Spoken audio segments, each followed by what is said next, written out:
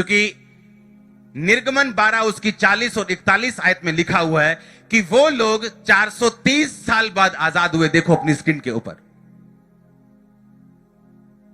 कितने साल बाद? लेकिन उत्पत्ति में परमेश्वर ने कहा था कि मैं 400 साल बाद उन्हें आजाद करूंगा। लेकिन कब आजाद हुए? 430 साल बाद। वो 30 साल कहां चले गए? वो 30 साल क्यों हुए? क्योंकि इजरायली लोग सोए हुए थे।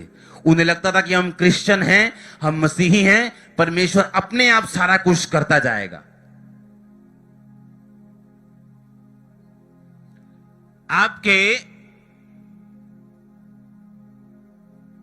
अब बाइबल सबके पास है या नहीं?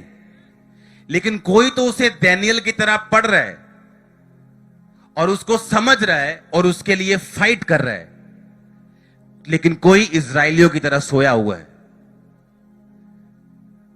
और जब वो सोया हुआ है तो इजरायली को परमेश्वर ने फिर जगाया कैसे? वो कंफर्ट में आ गए थे। उन्हें लगता था कि क्या छूटना छाटना, छोड़ो, यही ठीक है, नौकरी करते रहो, आराम से छूटते रहो। लेकिन परमेश्वर ऐसा नहीं चाहता था।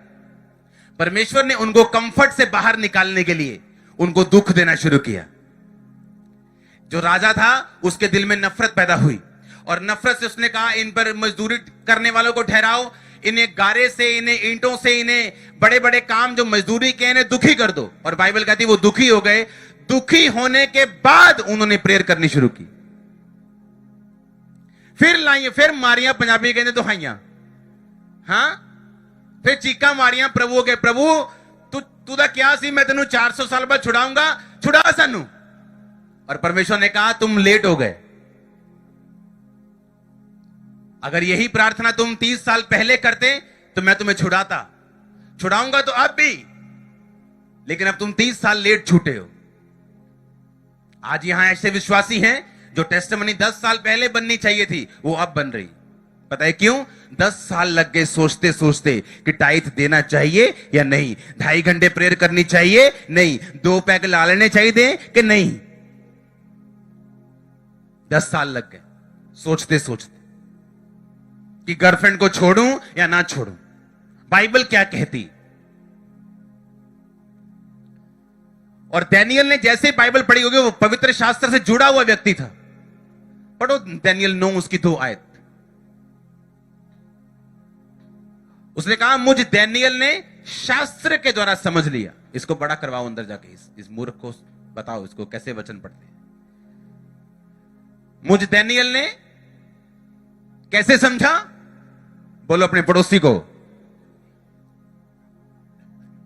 आज लोग पता क्या बोलते हैं? प्रभु मुझसे बात करे, परमेश्वर मुझसे क्या चाहता है, मेरा पति कैसे सुधरेगा, मेरी वाइफ कैसे ठीक होगी, मेरा बिजनेस कैसे चलेगा, मेरे बच्चे कब ठीक होंगे, मेरी जिंदगी कब सुधरेगी। पूछो बाइबल पढ़ते हो? नहीं, बाइबल नहीं पढ़ते।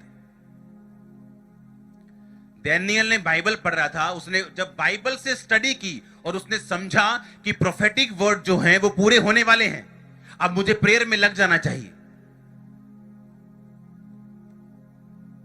बाइबल कहती आप चमकने के लिए बुलाए गए। ये प्रोफेटिक वर्ड है। आपको प्रार्थना में लग जाना चाहिए।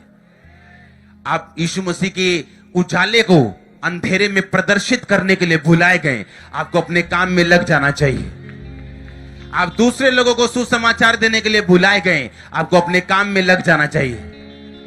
आपको नहीं मालूम, परमेश्वर सोच के बैठा वो आपके हस्बैंड को बचाएगा, आपके बाप को बचाएगा, आपके भाई को जो नशा में डूब चुका है उसे बचाएगा।